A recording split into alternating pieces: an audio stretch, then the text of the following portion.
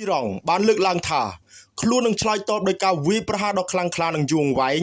ទៅលើទីតាំងរបស់សហរដ្ឋអាមេរិកនៅទូទាំងតំបន់ឈូងសមុទ្រប្រសិនបើទីក្រុងវ៉ាស៊ីនតោនបើកការវាយប្រហារជាថ្មីនិងថែមទាំងបានបញ្ជាក់ជាថ្មីនូវការទាមទាររបស់ខ្លួនលើច្រកសមុទ្រហូម៉ូដែលធ្វើឲ្យផែនការរបស់អាមេរិកក្នុងការបង្កើតសម្ព័ន្ធភាពដើម្បីបើកផ្លូវទឹកនេះឡើងវិញមានភាពស្មុគស្មាញនេះបើតាមសារព័ត៌មានអល់សាសេរ៉ានៅថ្ងៃទី1ខែឧសភាប្រពន្ធបន្តថាក្នុងរយៈពេល2ខែនៃសង្គ្រាមរវាងអាមេរិកអ៊ីស្រាអែលប្រឆាំងនឹងអ៊ីរ៉ង់ច្រកសមុទ្រនេះនៅតែបន្តបិទទ្វារដែលបានកាត់ផ្តាច់ការផ្គត់ផ្គង់ប្រេងនិងឧស្ម័នចំនួន 20% របស់ពិភពលោកបញ្ហានេះបានធ្វើឲ្យតម្លៃថាមពលពិភពលោកហក់ឡើងខ្ពស់និងបង្កឲ្យមានការព្រួយបារម្ភកាន់តែខ្លាំងឡើងអំពីហានិភ័យនៃវិបត្តិសេដ្ឋកិច្ចកិច្ចខិតខំប្រឹងប្រែងដែលដឹកនាំដោយប៉ាគីស្ថាន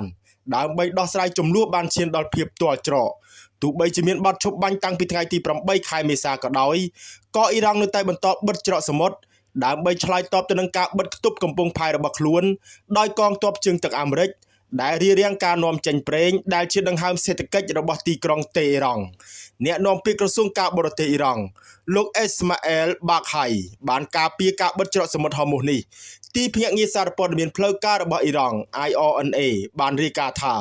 លោកបាននិយាយកាលពីយប់ថ្ងៃប្រហ័សថានេះគឺដោយសារតែសង្គ្រាមនឹងការការពារសិទ្ធិរបស់យើងពលគឺយោងតាមច្បាប់អន្តរជាតិវាជារឿងត្រឹមត្រូវស្របតាមច្បាប់និងអាចទទួលយកបានលោកបានចោទប្រកាន់អាមេរិកថាបានកេងប្រវ័ញ្ចផ្លូវទឹក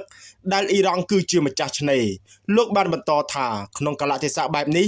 អ្នកមិនអាចបណ្ដោយឲ្យផ្លូវទឹកនេះត្រូវបានគេប្រើប្រាស់ក្នុងផ្លូវខុសនោះទេ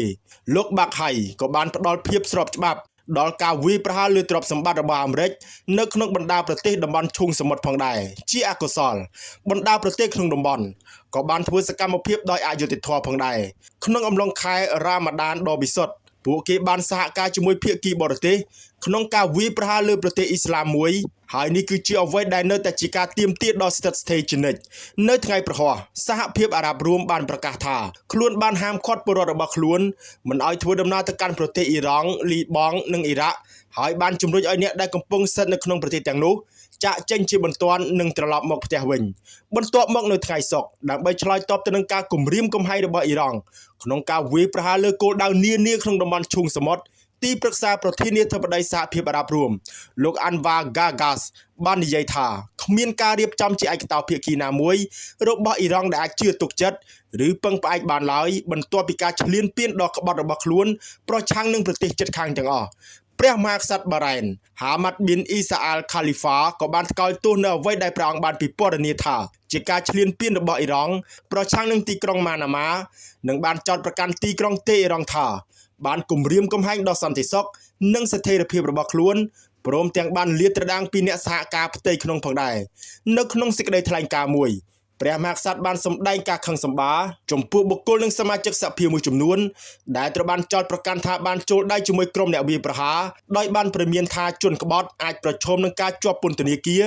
ការបាត់បង់សញ្ជាតិនិងការបណ្តេញចេញព្រះអង្គបានសង្កត់ធ្ងន់ថា